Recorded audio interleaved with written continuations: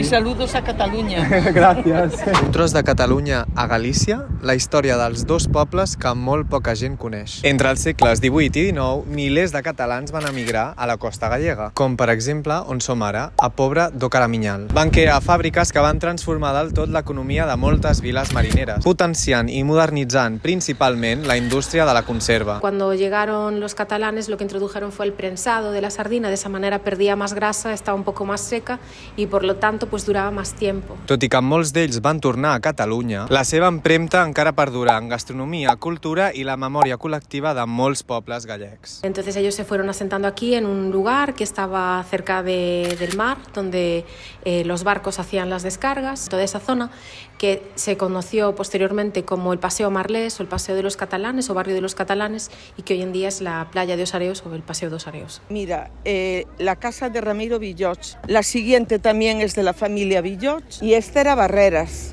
Y aquí esto que veis este aparcamiento era la casa de don Vitoriano García Martín, un escritor pues muy famoso en aquella época. Luego más hacia allá había también una familia que se llamaban los de Ferrer. Había otra fábrica de Barreras también. Varias familias eran de Blanes, de Lloret de Mar y lo cierto es que hoy en día hay muchas familias en la Pobra pues, que tienen apellidos catalanes. Al cementiri trobem molts i molts d'aquests noms i cognoms catalans. Alguns com Santaló, Jalpí, Martí, Jalabert, Villot, Ferrer, Soler... Mi tatarabuelo era Ramón Nin Liria. Vino para aquí, se casó aquí y a mi familia, a nosotros nos llaman los de Ramonín, por el nombre Ramón, era Ramón Nin. Aquesta és una història de migració i intercanvi cultural, una connexió entre dos pobles units pel mar. Si t'ha sorprès, deixa un comentari i guarda't el vídeo per quan viatgis a terres galegues. Y entonces también somos catalanes.